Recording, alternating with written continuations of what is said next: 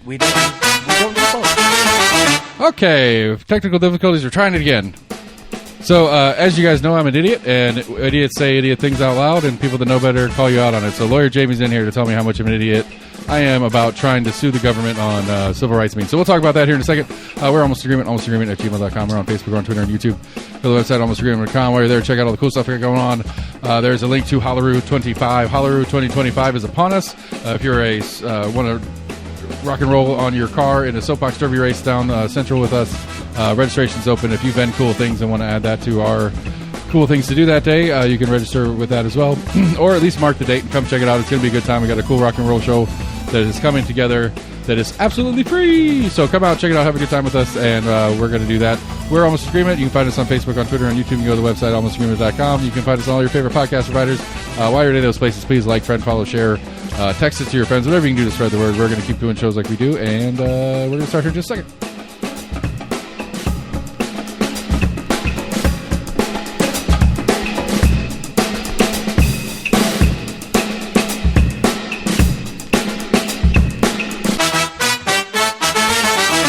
So the second coming of Orange Man Bad is back, and no other better way to celebrate that than bringing in our friend lawyer Jamie, who is the biggest Orange Man Bad fan that I know. Hello. How you been, buddy? It's been a minute or seven. Oh man, I have been just balls to the wall, bro. Busy? Oh, dude. Suing the federal government for free? Suing the federal government for free? First of all, suing the federal government is never free, and neither is suing anyone else. But if you'd like to chat about that, then I'd be more than happy to. Okay, so to set the record straight, last week Sam and I were chatting about some of this different immigration stuff, some of this failure to ID and stuff like that, to which I mentioned it's probably likely that ICE is going to pull some pretty awful racist stuff and detain people because they're speaking Spanish, was the story that Sam said. Nuh-uh. And or may detain people who just look like they might be from another country. And I would think that would probably garner a few lawsuits from, I don't know, some second-generation Honduran kid who's not an idiot and decides that this is bullshit, and the only way you fix something like this is to make people pay for it. And so I figured there'll be some lawsuits coming up. And I incorrectly attributed other versions of lawsuits to this one because I do know that in a lot of civil cases, the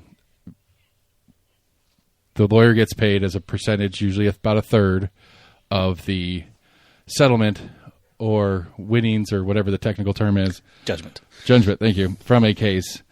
But apparently I was conflating two different types because it sounds to me like I was wrong on this particular one. Well, are you wrong? I think that may be taking a step too far. But what I wanted to do was just sort of set the record straight because in general you're not wrong, but suing the government sucks ass. And here's why. The doctrine of qualified immunity. It's something that was talked about in the previous administration and something that might go away. And my guess is that the current administration probably not smart enough to actually talk about or even know that the doctrine exists, but if they did, I'm sure they would be very much in favor of it. So, well, they're currently operating under the doctrine of we don't care if it's legal, I think is what the actual term they're currently using is. All right, Elon. So, when you sue the government, first of all, generally speaking, you can't sue the government, at least not for constitutional violations or what we refer to as 1983 violations. Generally speaking, you have to sue individuals who are employees of the government. And it's kind of a wacky thing because you have to sue the employees, but you don't have what's referred to, as you and I may have talked about before, this stupid Latin term called respondeat superior, which I'm sure I am mispronouncing. But basically what that means is that you are responsible for another person in this case. So, for example, if at your shop one of your employees does something dumb, like, I don't know, take a shit all over the floor, and then someone walks in and they don't see the shit and they slip and bang their head on the counter and get a concussion, then you're going to be liable in that particular circumstance. So And I have little doubt that I had a point, but I've been up since 5 o'clock this morning. I'm tired, bro. So I'm trying to get there. Essentially, you're trying to point the line of like, if I've tried to quote sue the government, I have to sue an individual. Yeah, I got to pick which individual. And yeah. And you have to do that. And in most of these counties and cities and these municipalities, they have something where those employees have to have a bond or insurance or something, but you have to sue them.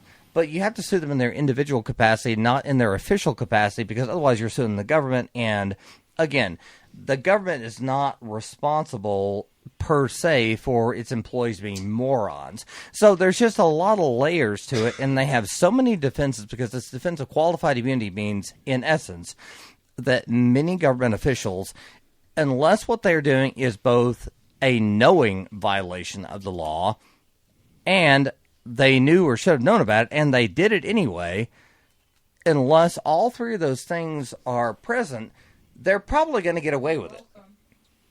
And I've had... Oh, so see, that makes so much sense. So it's an advantage to be stupid. Yeah. That makes everything so much clearer. Isn't that society right now? I was trying to figure out what motivates people to run for office, and I think we just hit it. I think the nail is on the head. I think I am dumb enough to not get in trouble for anything. I think I could do this. I think I'm going to run for county mayor next year. So I can play dumb real easily. I don't know anything. I don't have to play, dude. I mean, that's the long and short of it. I don't think any of these people have to play either. So, to sort of, mine down on that is the idea that yes, sometimes in certain circumstances, we do represent people against the government on a contingent fee basis, and that is really distracting. That's my child. That's what he's here for. Cool, it's working. But I personally do not do that on a third basis. So many of the types of cases you hear, like personal injury, these OEB, turn my shit into a shit or whatever the fuck they do. Yeah. Those very often are 1/3. And right. That is sort of industry standard. So what I have found is that in areas of law that are more specialized, such as civil rights, like 1983, constitutional violations, that sort of thing, employment law, which I do a lot of, those tend to be, if you are going to do them on a contingency fee basis, generally speaking, what I've seen is 40%, because it's a highly specialized area of the law that one does not want to dabble in. I would not recommend that. It's a great way to either get disbarred or be sued successfully, or both. But, the fact of the matter is, many times what we have to do, especially as small firms like what I have, which I'm a one-attorney firm, if the audience doesn't remember, and I don't have any employees, thank God, at this point in time. So I have to keep my practice fairly limited, and because the government has so many of these defenses in these 1983 governmental, constitutional, whatever actions, we have to be real careful on taking those cases on. So many times I don't take them on contingency. I can't speak for other attorneys. Many times I have to take them on hourly. And even if I do take them on contingency, it's generally 40%. And the client has to pay for the cost because, as a practical consideration, because the cases are so hard, if you are a very small firm, we just can't take that risk. Right. It's the majority of your resources, and so you can't do other cases that you are getting paid for in the time frame. You got to be somebody's friend or something like that that's sucking you back into the industry to get it done that way. Yeah. I mean, it's tough to do, which is very frustrating because oftentimes there are issues that either are a violation, which is the stark minority because it's so difficult to meet the legal standard, or the majority are things that happen that were certainly not good, but they may not rise to the level of legal violation. It's as if the government set up in a way to protect themselves. Nuh-uh. Since, I don't know. I think I would do that if I were in a position where I could make it so that I can't get in trouble even if I do something totally negligent or whatever. Yeah. If it gets appealed, is there any obligation on your part to stick with the case, or that's where a negotiation would be with you and your client again if it got appealed?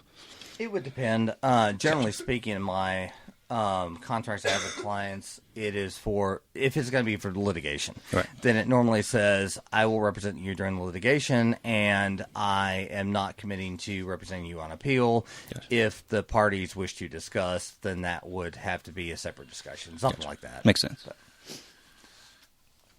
because you just never know. Oh, yeah. Right, because you can have something to multiple appeals and go 6 different directions, and 15 years later, you're still working on the same case. Jump from one circuit to the next. I just had a case that finally, for the love of God, ended at the end of last year. I'd been working on since 2018. Yeah, that's a lot. The wheels of justice don't turn very fast sometimes. No, but they do turn expensively, and that's very frustrating for my clients, and I empathize. Yeah, that's At the same time, I kind of want there to be maybe a little bit of extra time to make sure cases are adjudicated properly, but Fair enough. I try to be look on the bright side. yeah. But so anyway, yeah, the ICE is out doing its thing. They're out doing it. I don't think they'll come into Knox County very hard. Knox County voted for Trump, so he's not going to send them here.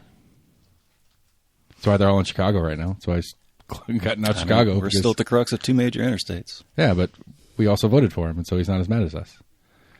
Okay. I mean, Hey, wait, who's we? Okay. Knox County. Knox County voted for Trump. Like Trump won Knox County by like 65, 63, something like that percent. Are you implying he's picking favorites? Yeah. Was that not No. clear? Was that not clear in my statement from the start? I absolutely think he's picking favorites. All right, dude, we got a lawyer. Let's make use of this guy. I'm trying to think what else we got going on here. We've been going through all the different stuff, the crazy voucher bill and stuff like that, and then some of the new stuff that's running through the House. Sam brought our attention to House Bill 55. I've got it on my screen. I don't have your screen turned on to let you see it. You got fancy. Now I do. Holy moly. I can't really see without craning my neck, but I know this other one does it too, but it's been weird, so I gave up on it. But there it is. House Bill 55 by Lambert. There's different, there's a lot of stuff going on in this bill. It's a bunch of amendments to a bunch of different stuff.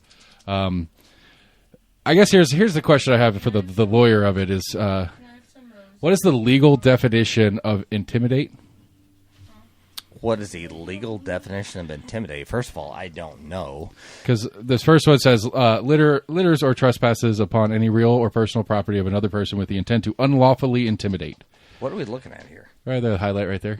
Yeah, no shit. But like, Oh, this is proposed. This is House Bill 55 going on in state legislature right now. What is it though? It's an act to amend Tennessee Code annotated 39. Right. So much, like I said, it's a whole bunch of little bits of criminal justice legal stuff. There's some of this is sort of directed at some of the KKK flyers that we saw floating around last week. Did you see those stories? Oh yeah, I did. Some of it's sort of directed. I don't know if they're at the specific current one, but it's certainly that type of thing that it's directed at. No, this preempted. Right. This was functionally alive before that, but that type of thing. And then, but it also has some stuff about like, I mean, it's what is it called? Your requirement to identify. Police officer asks for your name. You have to tell them your name. If it is a Class C. If this passes, right, it'll become a Class C misdemeanor if you refuse to answer. Right. Because that's another legal definition. Which again, I know you're not really into this kind of law, but I don't care. All lawyers are the same to me. That's well. Thank you for being so open-minded. So my guess is if that's what it is, and I haven't heard anything about this. So I'm just kind of spitballing. But if that is what the law says, it's probably going to get challenged because I don't think, generally speaking, you have to produce identification except under certain circumstances. Right. Well, that's where the other definitional question that I have is this term reasonable suspicion, which is one that I often get quite confused on how that functionally works. It's a very low standard. That's the problem I kind of have with it because it's like, we're in Tennessee because one of the things with a reasonable suspicion and this identify thing, if the officer has reasonable suspicion to think that you're armed, he's allowed to pat you down. It's like we're in Tennessee, we're a constitutional carry state. It's reasonable to. We're all armed. It's reasonable to assume that we're all armed. That's that like on the legal standard. That I think that would fly. But I think at least in a traffic stop, I think there is some kind of laws or statutes that you're supposed to notify the officer that you have a weapon in the vehicle. That's generally the that's generally the advisement of like the right. I could be wrong. I thought maybe there was some kind of, it may be a different state. Like but I think that's in some like the states do have NRA that. like guidebook is you always acknowledge it. They often say if your state has a carry permit, you identify yourself with your driver's license and your carry permit. Right. Like Max talks about it. He got pulled over a couple of years ago. And he was talking about it. He's like I told him I had it on me. He asked where it was, and I told him where it was. He said, leave it there and keep your hands up here, and I'm cool. Right. I thought it was fairly mostly. I've heard of one that had a friend that was former law enforcement, and he notified the officer. I was like, that's cool. He's like, I'm gonna have you, just, where's it at? He's like, it's on my hip. He's like, okay, I'm gonna have you face that way in the car. He's like, I'm just gonna pull it out of your waistband, and we're gonna set it on the dash, basically, like just out of hand's reach, and then right, and then proceeded with the traffic in plain stop. view of that officer too. Yeah, right. I mean, the ones that I don't like is when they do that, and like the phrase, "I'm gonna cuff you for both your and my protection." That's a phrase that I don't like to see at traffic stops. So here's an interesting anecdote on the issue of guns, gun violence, etc. in Tennessee. Is unfortunately, I don't think he would have a problem with me talking about this, at least just in a general sense. But I did have a connection to the school shooting that occurred at the Covenant School in Nashville 2 springs ago. My best friend, he and I have known each other since we were 12. His boss at the time, his son was one of the victims that occurred there. And, we've had this discussion about, school shootings and violence, gun violence, etc. Because generally speaking, and as you know, Seth, I may be a Democrat, quote unquote, as that term is defined now-ish, but that's not really a good designation. I'm really more of a libertarian, and I know that L word, and I'm generally speaking okay with guns, but where is the line? And when you're dealing with issues like this and children, I don't know, dude. I don't know where it's that tough, line man. is. It's not. I don't know. It is a. That's I mean, everybody wants to if wave we're gonna the get magic into, wand. well, if we're gonna get into our isms about it, it's the reality. Like, I mean, what do we have? We had a major shooting at what is it? It was an adult school in like Sweden or Finland this week, just a few days Yeah, ago. which was a big story Scandinavia because that's somewhere, one of those like Scandinavia doesn't have this problem. Well, Apparently they do now. Well, the last one they had was like 10, 15 years ago. I know. I'm just saying. It's like what's, but like I don't know. I have my theory on what the problem in the world is or whatever, but that's its own. It's like subset of conversation. But I mean, it's like the problem for me is when you start drawing lines, they get arbitrary real fast. No matter what topic we want to put it on, if we want to put it on guns, if we want to put it on whatever, and it's always that question of, well, who gets to make the decision, and then who's keeping those people in check? Because the problem I have with Americans, at least, is this thing's supposed to be set up that we, the citizenry, are keeping this leadership in check on them doing crazy stuff like writing laws to protect themselves from being idiots. But we don't pay attention and let them do it and think it's okay, or our team did it so we like it. But then we're going to get mad when the other team uses this little law that we put in the books to protect ourselves from getting in trouble. And so to me, it's like, well, if we're too lazy to do it, let's just not have it. If we're not going to do our job as citizenry, we either deal with the consequences or be me and just advocate to dismantle it. That's where I'm at on that thing. And I agree, though. Like the gun stuff is crazy. It's crazy to me. Like, I don't understand the mindset of like where you have to be in your head as a 14, 15, 16-year-old. Because I can't imagine some kid thinks he's going to go into a school and shoot it up and make it out alive. Well, in that particular circumstance, that was a former student who, as I understand, that person, and I try to be very careful with the pronouns or whatever that I use in light of the fact that I'm a civil rights attorney, but that person, I don't know whether he, she, whatever, identifies male or female, but my understanding is that they, whatever, were a former student there and had some sort of axe to grind based off of that. It doesn't really make any sense as to why you would then take the anger or whatnot out on current children, students you don't even know. But my understanding is that was the motivation per the right. But that actually manifesto and all the silliness that. I am curious. I still haven't got to see it. I would like to see that manifesto, but that's gotten it's still in litigation as far as it being released. There was a couple of news outlets that got a hold of it, but I think there was some kind of hold place. But I'm sure it's out there if you want to find it. That is something that I was at least in a minimal role involved in, so not a topic I can discuss. Okay, I mean, we'll leave it at that. Though I just like, the question I always have at any, especially the school ones, but any of the mass shooting situations, it's like, what are you so mad about that you want to die?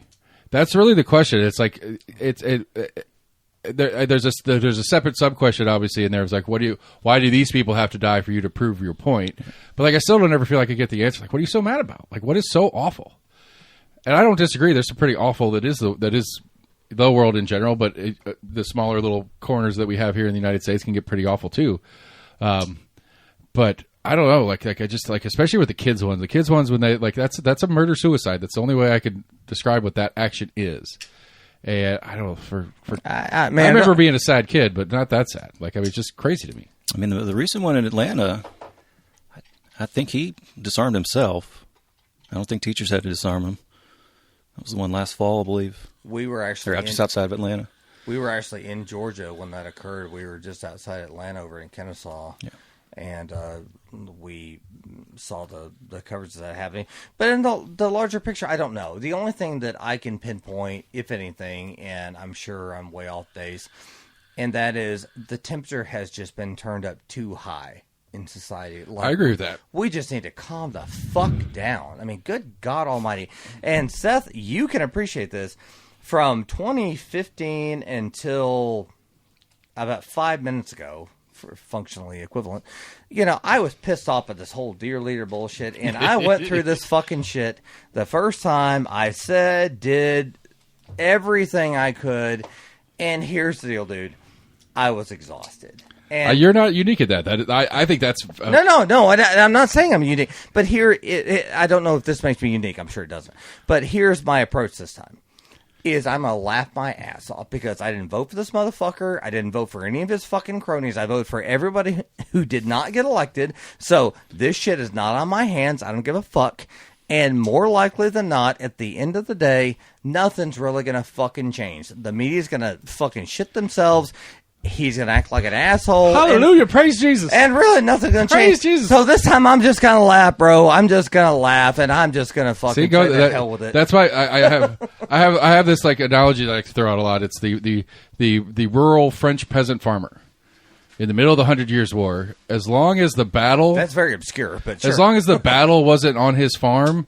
It didn't fucking matter if it was the English king or the French king that ruled him. Nothing changed, and that's how I feel about how we're at right now. It's like it does, like Biden, Trump, Harris, whatever. It's all going to be the same mess, and nothing really changes for us on the bottom on the bottom here, just kind of scraping out our lives. I mean, there will be some stuff. We'll have our egg prices are through the roof all of a sudden. That's Biden's fault, motherfucker. We'll see how the Chinese tariffs work, and we're going to own. The West Bank or whatever now. No, Panama's out. They're done. Wait, I can't. Wait, what? Okay, so he is flooding the zone is the term that I've heard very often of all this bullshit.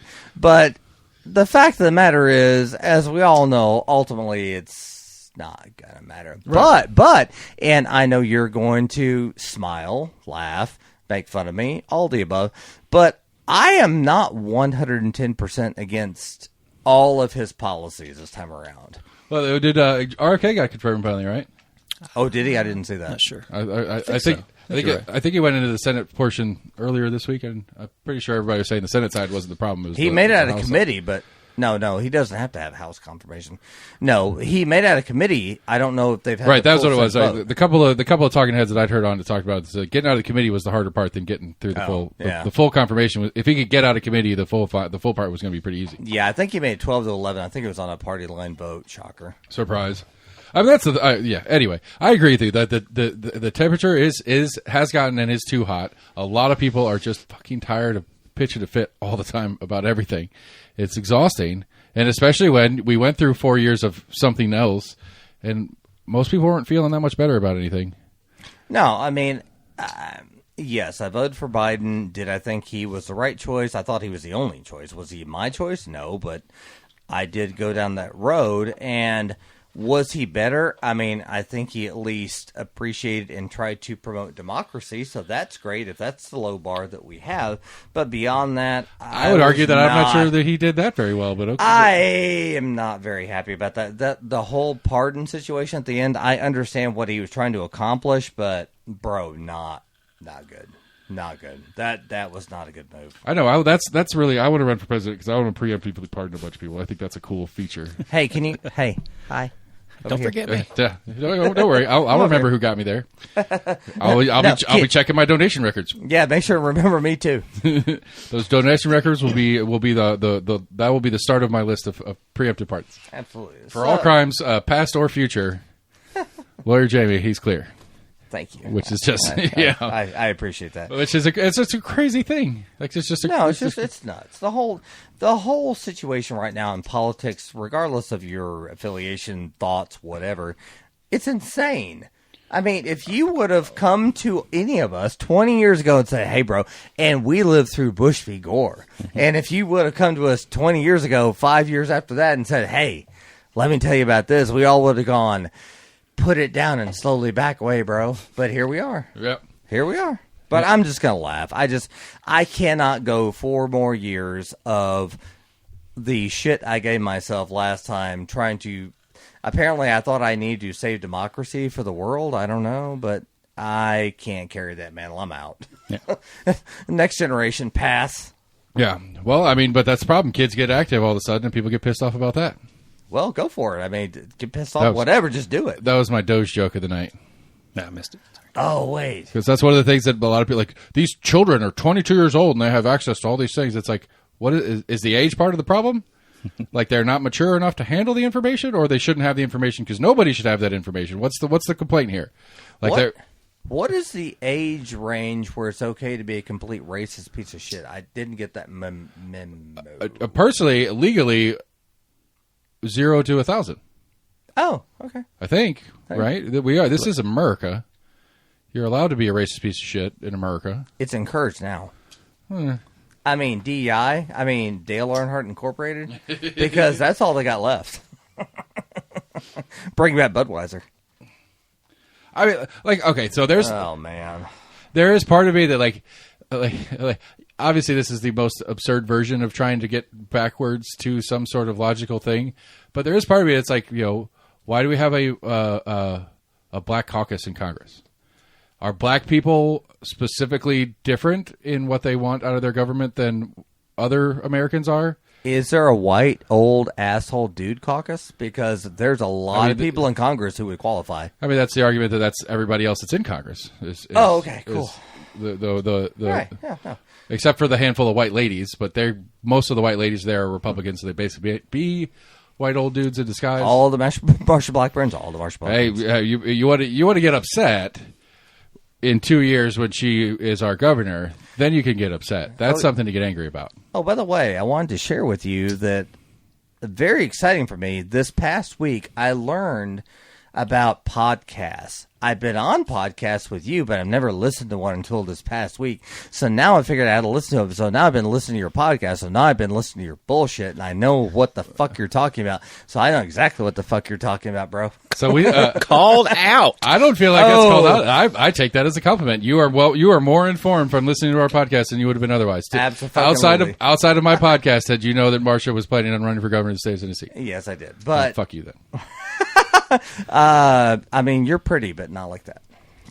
So no, I found it kind of interesting. You're not wrong. I mean, this whole Glenn Jacobs, Marsha Blackburn circle jerk thing has just been. It's funny. It's just a comic set of horrors, is what it is. Horrors. What? Yeah, and to your point, and I hate to ever say you're right because you're not. It's like the third time tonight, but go ahead. I know. Fuck you.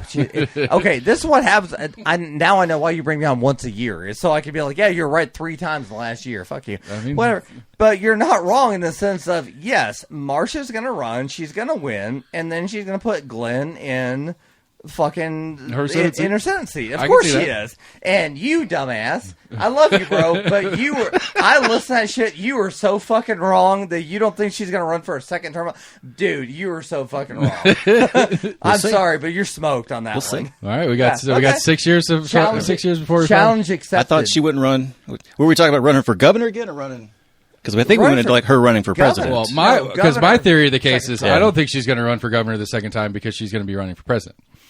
I think she's going to. I think she's going to have. So if she chooses not to run for president, then yes, she will definitely. I run agree for with that, second term. 100%. Otherwise, then that may be true. But she won't even finish her first term as governor to run But for I president. got the 'cause- impression, unless I misunderstood, that you thought It's she been would. a little while.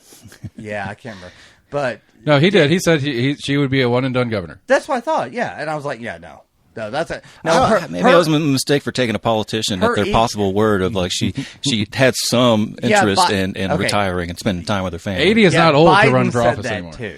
Right. Yeah, Biden also said he wasn't going to pardon his kid. But no, if she does, That was the dumbest quote out of his mouth. Like he could have just left that one out. Everybody knew he was going to do it. Nobody would have been mad about it. No. But the fact that you say you're going to do not going to do it and then you do it is the upsetting part. It's not that you did it.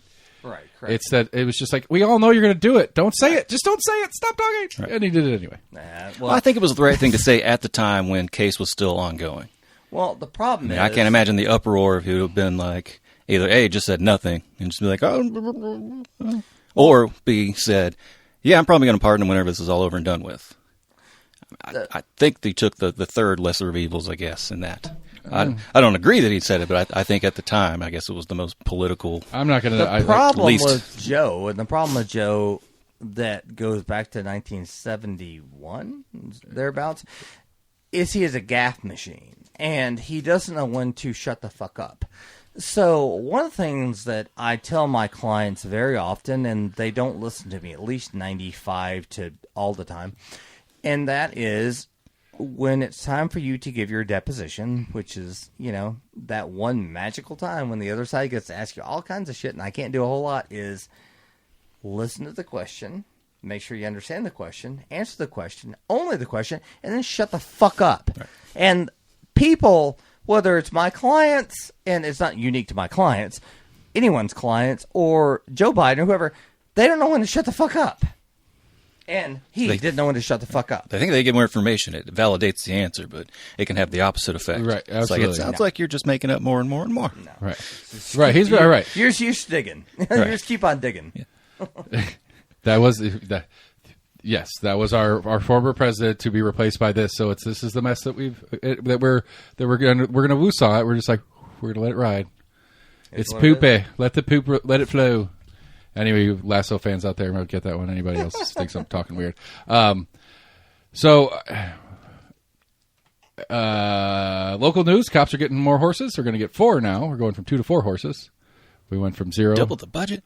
to help yourself, buddy. Gracias. I didn't even know that was in there, so that's a sweet bonus. It's getting kind of dried out here. I mean, I make sure I keep a water in my hand at all times. There we go. I got anyway. Water sucks. It really, really sucks. We got more horses coming to town, and that's exciting. I guess they're building a new school. That's a weird one. Did you follow that story at all? A little bit. Where? Yeah, I is saw that there was some gonna be? pushback, and then like last week when they first announced it, Well, it's basically like one of the interesting things that they didn't talk about as much as they probably could have is so in your Mechanicsville, Beaumont, I can't remember what the other. There's 3 elementary schools that are in that little wedge inside 640 between 275 and 40 on the west side of 275. So that near downtown northeast portion of Knoxville. Two of our larger housing developments, our assisted housing projects are in that area. I can't remember their names right now. Is that the one near Pleasant Ridge? No, maybe. I don't remember. That's I'd on have to pull them up. Northwest. We used to live in that area, like Clinton Highway and No, Shaw closer Road. into town. Closer in. Yeah, Okay. it's like like where the New Sentinel office is, and that Food City that's down there, the New Sentinel building, the Food City that's just north of 40. Yep. Gotcha. Was Okay, it yeah. Crown College? What's the one that burned down? South South College. Yeah. Knoxville Yeah. College. Knoxville College. Knoxville Whatever. College burned down. South Yeah. College is the one that's not. That's a outside piece of 640, shit. yeah. Yeah, Anyway, right. Okay. Knoxville College, that whole neighborhood up there, Okay. that whole wedge up there. So there's 3 elementary schools. There's no middle school. And then they all split off into like Fulton Central.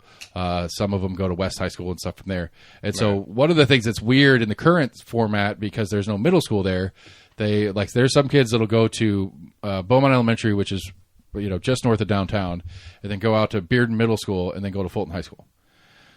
And so this would make it so those 3 elementary schools will be in one building, and a middle school will be in that one building. So it'll be a K through 8 for all of those. And so it'll keep those kids together longer, which I don't think is necessarily a bad thing. Magnet Academy and Maynard Elementary School. Yes, thank you. Beaumont Magnet Academy, that's right there off And of additionally, Baxter. Westview Elementary School would be converted. Yeah. Westview is turning into a pre-K program. But then the other 2, they're swapping land. Knox County Schools, this is a weird one. Knox County Schools is swapping land with Knox County because the site of the new school is going to be on what's currently Knox County property. And it used to be Rule, R-U-L-E. Right. Which, funnily enough, was actually a city high school when the city had its own school district. I know somebody went to it. Yeah. So I never knew he was saying rural or... Yeah. I was like, wait, Is you it went to rural? what high school? Like a rural high school. I'm like, out in the sticks? yeah, downtown. In Knoxville, it could be either. Downtown Knoxville. Rural. What word are you saying?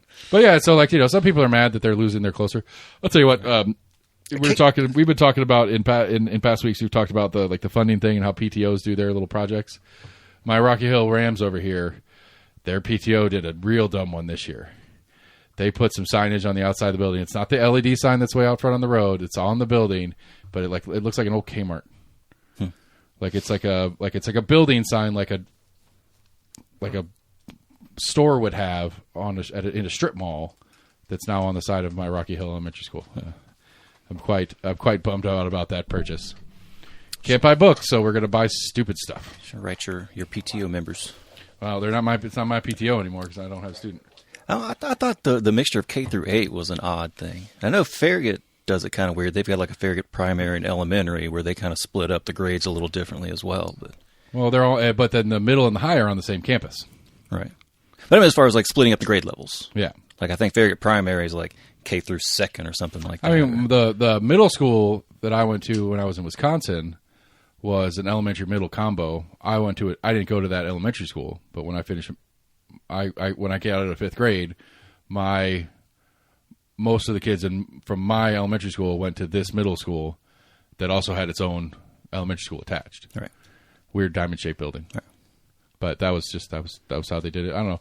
I mean, I think it's one of those, like, I think financially for Knox County Schools, it's a big deal because since it's Knox County property and they get to do that property swap, it's a lot cheaper than buying a piece of land and building on it. It checks a lot of boxes, and it should theoretically be better for the students, other than the travel part. That sucks. Not being right next door where they can walk to school kind of stuff sucks. But will it be a little bit of movement, I guess, for some? Yeah, but you're gonna have you should have better access to services because you could have, like some of these smaller elementary schools only have a part-time nurse, Right. where this school will have a full-time nurse. I've heard that's kind of common in Knox County to have like traveling nurses where Monday, Wednesday they're at one That's school. how you treat them for being nice to you, Rowdy? That's so wrong. I've heard half the time it's just like a parent that signs up that's been like took a CPR course. Right. Yeah. That's what. Yeah. They're certified in putting a Band-Aid on. Yeah. Anything outside of that, they're supposed to call somebody. I'm certified in bandage Right. adhesion. I think. I don't know. No, I'm not because I wouldn't bother getting one of those certifications. Out of rage. Bassmaster Classic is coming back. 26. Oh, I am pumped, dude. I'm going to go to that shit. It's going to be fun. I'm going to be that guy in the really old, shitty John boat following those guys Staying out there. around going, hey, guys, what are you catching them on? I want to try. I'm going to be that guy. Apparently, there's a local dude that's a pro fisherman that's excited about it because he gets to fish his own water. Who's that? There was one guy that last time I was here, it was a local guy that won it. Something Ray or something like that's this guy's name that was talking about. That was like right after we had a bunch of like floods, so like the water was really cold and cloudy. Is that 2 years ago? Yeah, 23. I think he looked it up. It was like 22 or 23. 23. It was here at 22 and 23, and then it hasn't been here since. And it's coming back. So Gotcha. apparently the CEO of I thought I remember the going Bassmaster 2020. organization or whatever is a Knoxvillian, so he likes to bring it home. So, because you guys are probably not the rednecks that I am, if you guys listen to Bassmaster Elite Series broadcast, it's fantastic. They're out of like Jonesboro, Arkansas, and just listen to them like describe dudes reeling in fish is just poetry in motion. You're welcome. I'm struggling. I'm not sure if I'm supposed to be taking this seriously or not. I'm feeling sarcasm, but I'm also feeling. See, here's the thing, Seth, and I try to keep you on your toes by the way I say things. You don't know, at least not at first. And in the show notes will be a link if you guys need a good attorney here. We were seeing something interesting at once. Or if you want me, either or. It was when they had down in Birmingham. Yeah, 3 or 4 years ago, or whatever. Was a sponsor. Or usually, you see at the beginning of the day, they've got their put-in points or whatever. Where pretty much the clock starts, everybody just guns their boats and starts racing to their spots. Well, this one guy, the camera was on for a little bit. He literally went next to nowhere from the put-in spot. Was just next to a big rock break wall, and I think he did all right. But he essentially saved himself a good 45 minutes of transit time. Mm-hmm. Apparently, the one this year, for those who do care, it's in Texas somewhere, out in the Lake Fork. I think it's Lake Fork. I don't know, but the water and the because for when it's here, they do it at Thompson. They do the weigh-ins. They do the weigh the event part of it is in Thompson, which is 35 seconds from the water, where this one's an hour, and so these guys have to load. I guess they put their boats on the trailer and drive across, whatever, and then so does it count if the fish dies?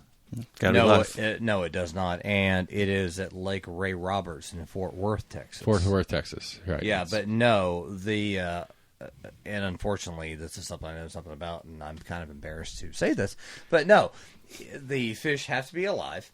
They have to be a bass species that is recognized, and you get 5 per day for, I think it's 4 days, if I recall correctly. I think it's Thursday through Sunday, if I recall correctly, and they kind of whittle it down, the people who are there. Right, like a golf tournament. You don't make the cut. If you don't make the cut, why not? So each day, the 5 heaviest live bass that you have get weighed, get counted, and then they have to be released, and they have to at least give the appearance, reasonably speaking, that they're going to survive. If it looks like, it floats right back up to the... Yeah, that doesn't count. So. Or keep sinking. Yeah, keep on sinking. So, can you put weights inside of them? Does that qualify? Is that legal? I think that's discouraged, but you can try if you want.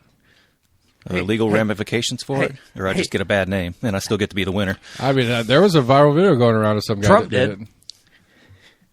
Of some guy that did it, and got caught doing it. That was a big mess. Yeah. There's 2 guys up in Ohio. I think it was a walleye tournament or something. The state pressed charges. Makes sense to me. Yeah. Because essentially, it's making the sport. It's giving the sport a bad name, or giving the state a bad name. So maybe it's still the last time that tournament ever comes there. I'm going to guess that the tournament has to abide by state and local wildlife management rules and stuff like that. I think that may have been part of it as well. I'm pretty sure that if we went down to the cove out here and pulled us up a crappie and stuffed it full of weights and threw it back in, that Tennessee Wildlife would be pretty mad about that. They would not be happy. Yeah, I'm pretty sure, animal cruelty. Yeah, just being, and especially doing it for profit would be another level of pissing them off. I don't know if we have wanton waste. I know Alaska's fucking hardcore about that. Yeah. I don't, but then you got all weird with the RFK saving that bear carcass. He's It wasn't that he saved it; it was the manner in which he went through. We've gone over it 50 times. Just made it that much worse. It is the most amazing. That is a Monday night. That was what it was.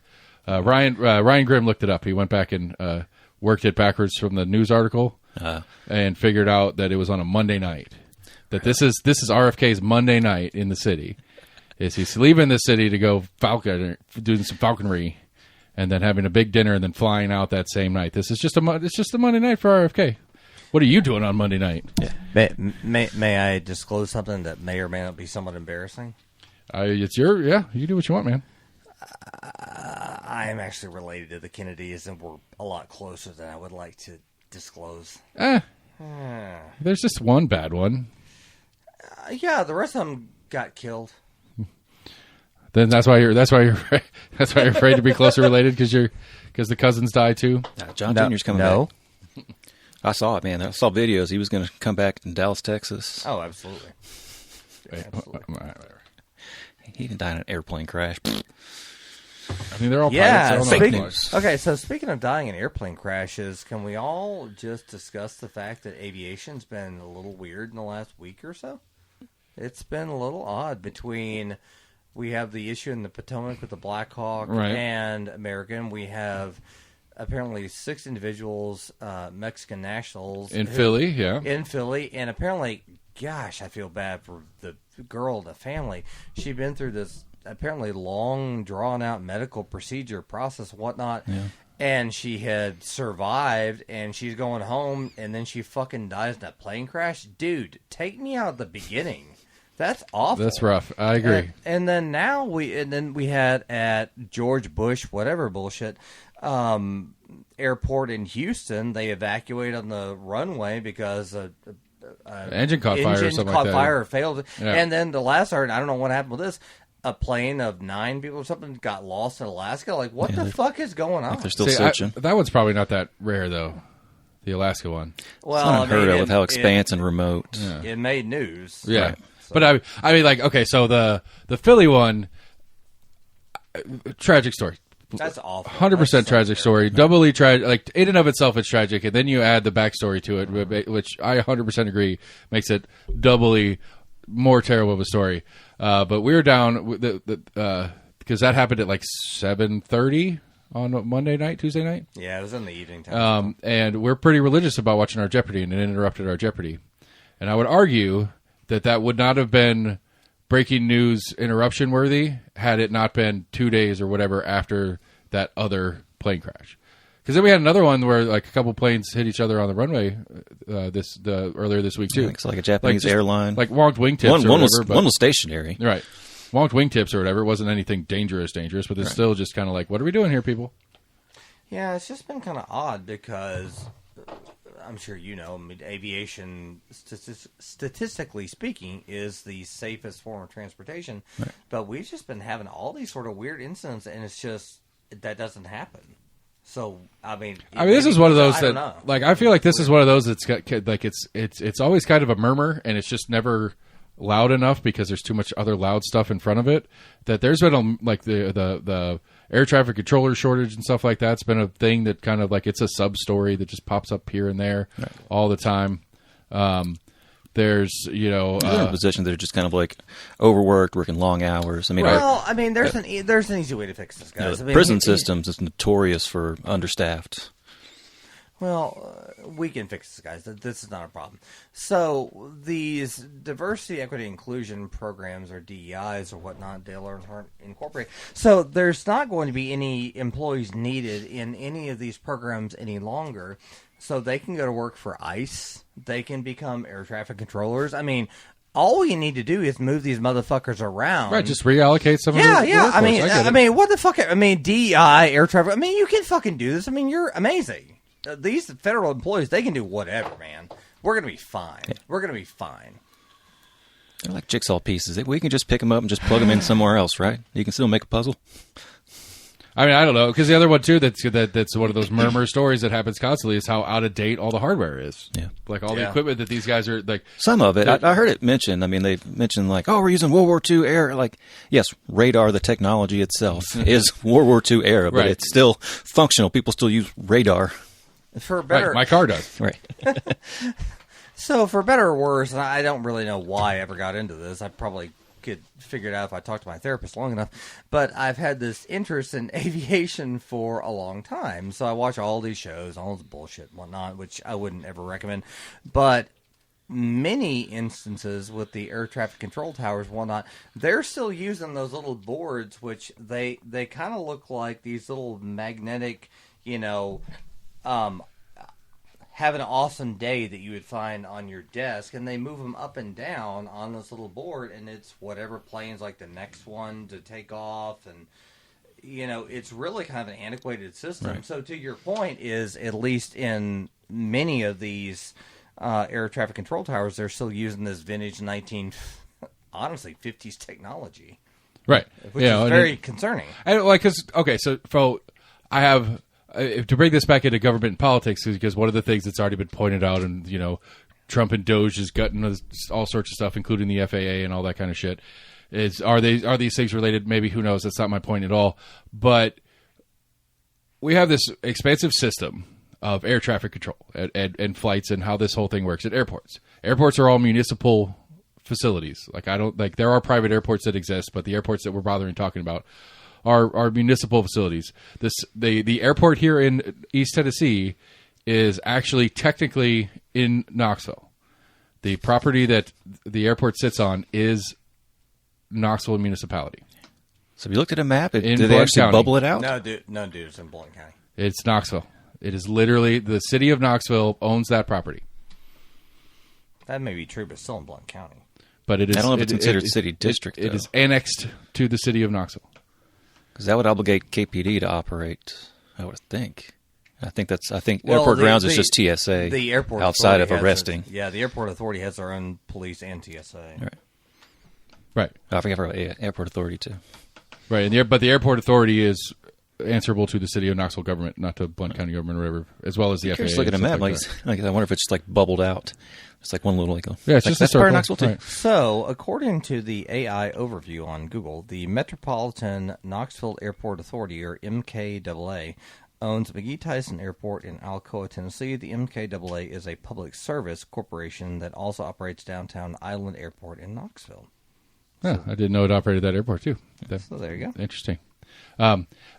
Anyway, I don't understand the business of airplanes is what I'm kind of working towards here. It's like I don't understand the business of airplanes. So like who pays who pays for the TSA? Who pays for TSA agents? You do when you fly. I mean, that was started after 9/11. Yeah, you do when you fly. Yeah, it's a surcharge on a ticket, or it's a yes. So it's not a general fund tax thing from my tax return. Like when I pay my income tax, it doesn't come out of that. It's exclusively a fee on tickets. Let me backtrack. That I don't know. I know for certain that your tickets go to fund the airport operations, but TSA being a federal agency, that one I don't know. That may be taxpayer funded. I'm not sure. I don't know the right answers to say anything, but like the business of flights is we have these big airlines, we have some little airlines. Like as I understand it, they pay rent at the airports for their terminal space. Yes, more or less. And then but like who pays for the actual airport parts and pieces and repairs? The actual airport. I mean, most of it comes from ticket sales. I mean, of course, if there are when the airport was built, and then when they do these renovations, and whatnot, there are bonds and loans and all that bullshit, and they're getting ready to do another one of these renovations. But to actually ultimately fund those things, whether it's to pay back the loans or the bonds or whatever, or to pay it in cash, it comes from the ticket sales because the rent from the Ruby Tuesdays that overcharges everything in there. They pay rent too, right? Yeah, I fucking hate that. but everyone who is there in some capacity, a portion goes to the airport to operate the airport, and we're getting ready to go through this just really wonderful renovation over there, which hopefully is going to be good. What are we adding? 8 gates? It's going to increase it by like 50%, something like that. Then a bunch more parking spots. Sam, you found something on the interwebs to prove the AI overlord has told me that the TSA is funded through a combination of congressional appropriations and security fees collected from passengers, known as the September 11th security fee. There you go. That's patriotic. Go America. Okay, so just general taxpayers who don't fly pay for TSA as well. Is the moral and story. Government appropriations. Yes. That would be under the government national appropriations. parks, Syria, Antarctica. They pay for a lot of things, but yes, that's one of them. Correct. All right. I don't know. I'm trying to think.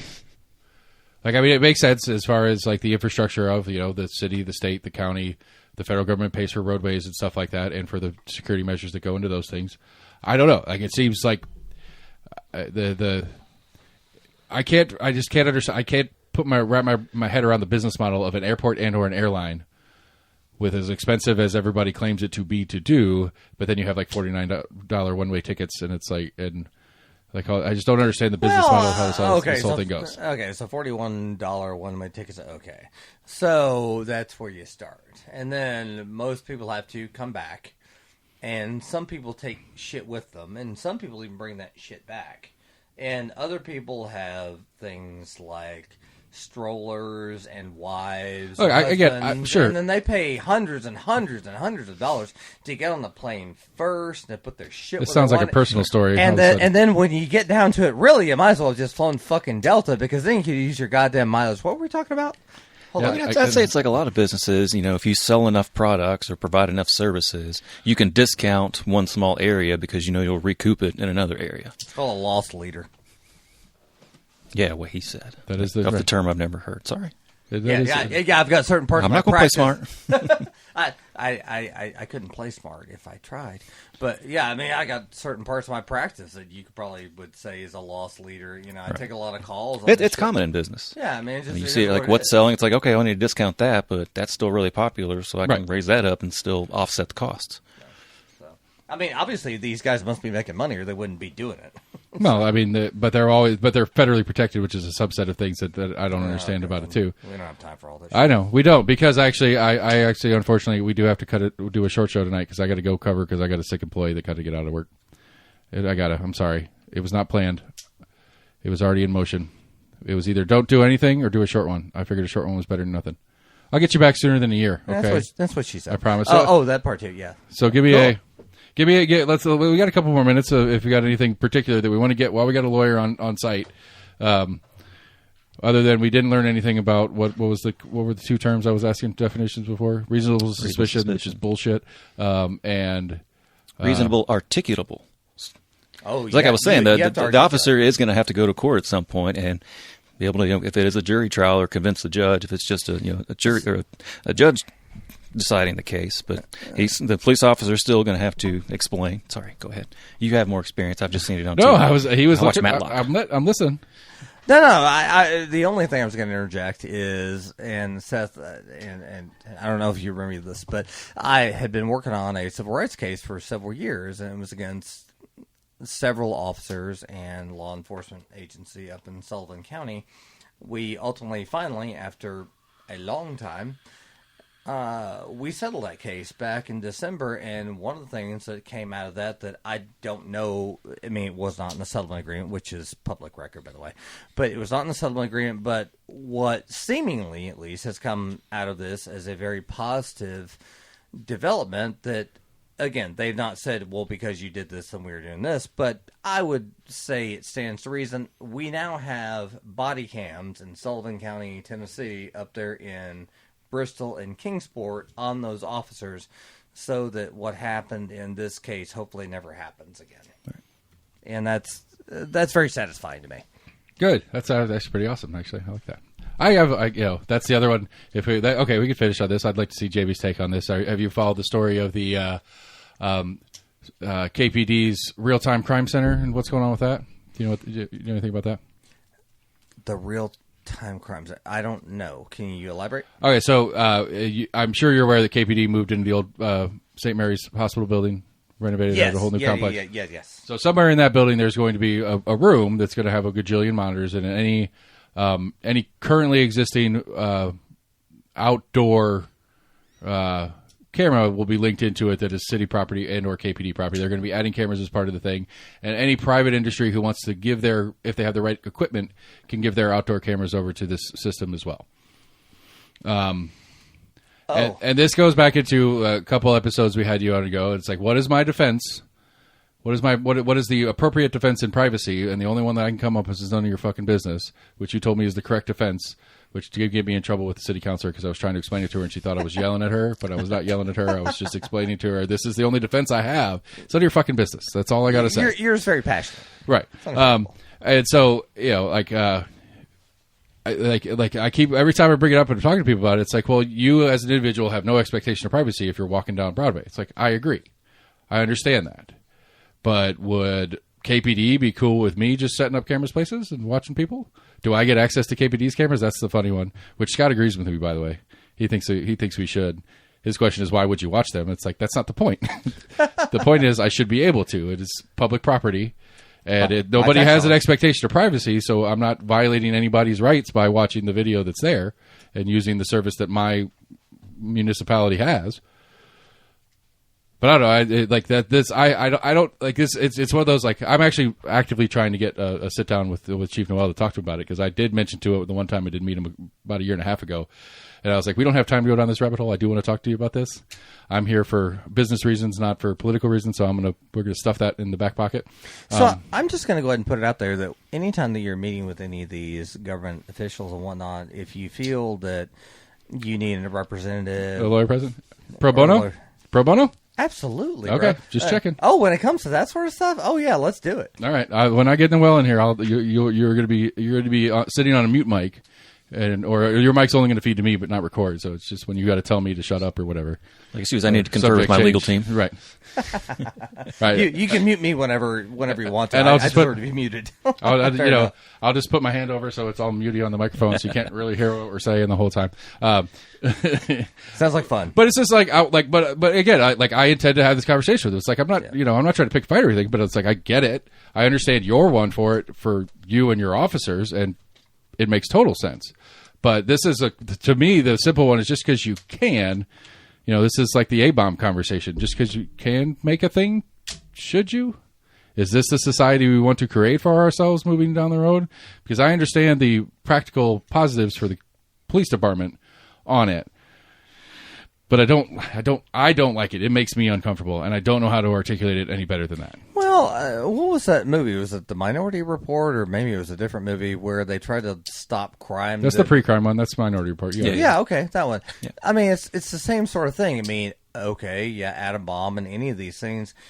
Can we do it? I mean, maybe, but should we? Maybe not. Right. It's the same analogy. Like, there's like a moral, ethical conversation to have about this surveillance as it expands over the last couple of decades. Apparently, Israel is known for making the best shit in the world. Apparently, Mexico is one of their number one clients. I learned that this week. Mexico buys more surveillance tech out of from Israel than any other nation. Interesting. Yeah. Random things that I know. By the way, can we do a show sometime in the next however long about let's focus on AI? Let's talk about AI. Let's do it. It's going to be fun. It's the same question. I mean, can we? Yes. Artificial dumbness. Should we? It does it. It mounts a million questions. Yeah. Like forget the phone calls thing. Like, I get them. I'm sure you get I get a ton of phone calls. My phone number is on so much shit business related that, like, I get for about an hour straight, for 3 different hours of the day, I get like an hour straight of nothing but spam calls. And about 1 in 5 of those are good AI. Yeah. It's not a recording, but it's not a real person either, but it's good AI that I have to go. And that's one of the reasons why I speak to it in Spanish. So when I get arrested for speaking Spanish by ICE, I'm calling you, because I listen to that. I'm going to take that false arrest claim hard. Did you see quickly? I don't know if you saw like the British. I think it was actually the British government had like an old lady AI voice that was trying to tackle AI people and like scam callers. I think it's something you could like sign up for and have like this AI old lady like talk to a scammer for you, and just basically it's something that keeps them on the line and just waste their time. Yeah, I mean that's what I do. That's my like, public I'm sorry, service. what did you say?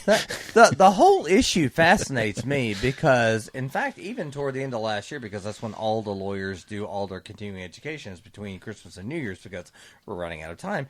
But one of the continuing education classes I did online was AI and the law. And it was really quite fascinating to me what you can and can't do ethically using AI. Basically, you can use it to supplement your practice, including brief writing and stuff like that. But, of course, as you might imagine, there is a line where the practitioner lawyer with the license has to exercise independent judgment. And if you allow AI to take that over, then you're running into ethical problems. So it really is kind of interesting in this area of the world how that works, this profession. Right. There's been a number of stories coming out about. I'm sure the one like a lawyer that used AI to like write his brief, and the AI just started making things up, and the judge rightly called him out. And he was "You're still responsible for what you turn into the court." 100%. Doesn't matter whether it's AI or a law clerk or an associate or paralegal. It's your lead name on that. Yeah. And as long as it's your name, the ethics attached to it, and if you screwed up, buddy, it's on you. It doesn't matter. And that is not something you want to screw around with. All right, I do apologize. It says that I've had to be a short show. Yes, absolutely. Maybe late March or something, we'll try to get together and do an AI. We'll do a little research. We'll prep some stuff. I'll maybe see if I can't get a trial version of some AI software and supplement myself into it. I'll see if I can find. There's a great podcast series, since you understand podcasts now, on our AI that I think you'll like. But anyway, Sam's going to get weird. I thought you were just going to cut it short. There are rules in this shit, player. Down. We got to get it. But yeah, it's a great podcast series. I'll find it. I'll send it to you. It's pretty fascinating because it's a deep dive journalism 6-8 part 6 or 8 part like episode, whatever. It's really good. Just really good. Yeah, definitely send it to me. Yeah. Let's keep it on the legal side. Okay. New Mexico courtroom devolves into brawl as 3 people rush defendant in homicide case. Fuck yeah. A hearing in New Mexico devolved into chaos when 3 people rushed a defendant in a homicide case, setting off a brawl with flying fists and kicks. Courtroom video, January 31st, melee subsided. Law enforcement officer drew a stun gun and protected the defendant from further attack. Wait, I'm sorry. Say that last sentence again. Did you say drew or through? I thought drew. Okay. Drew, I thought I heard drew a stun gun. I was like, that's not how those things work. That is weird. Oh. You throw ninja stars. Yeah, just felony charges have been filed. Fun. We got one more and we'll call the show.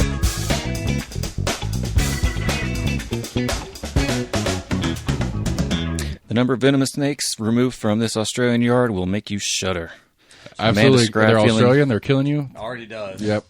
A man described feeling, quote unquote, the shudders as more than 100 venomous red-bellied black snakes were removed from a pile of mulch in his Sydney backyard. Fuck no. I mean, that's like, my kids even know the joke. Everything in Australia is trying to kill you. Like everything. Yeah. Fuck no. Don't they have like a frog that's like the size of a football that's poisonous or something like that too in Australia? Or toad? Some species of toad that's like massive. It's known to eat like cats and stuff. I don't know, but one of my best friends is Australian, and like some of the shit that he's told me, I'm like, bro, I don't even know why you went back there. No. He's like, because otherwise they were going to send me back to Mexico, and I was like, yeah, fair enough. Fair, yeah. All right. 6 or half dozen on that trade-off, I guess. All right. On that note. Exactly. Yeah. I appreciate it. I apologize for the short one, everybody. We'll talk to you soon. All right, almost here, everybody. Short show. Apologize for the short show. Got some the job that pays the bills issues that I got to go tend to. And as much as I love doing podcasts, that's more important than you guys are. Almost here, gmail.com, Facebook, Twitter, YouTube. Go to the website, almostagreement.com. Halloween 25 is upon us. Sign up today. Come race a derby car with us. It's super fun. Only one guy got hurt real bad last year. So hopefully this year 2 or 3 do. So we're having a good time.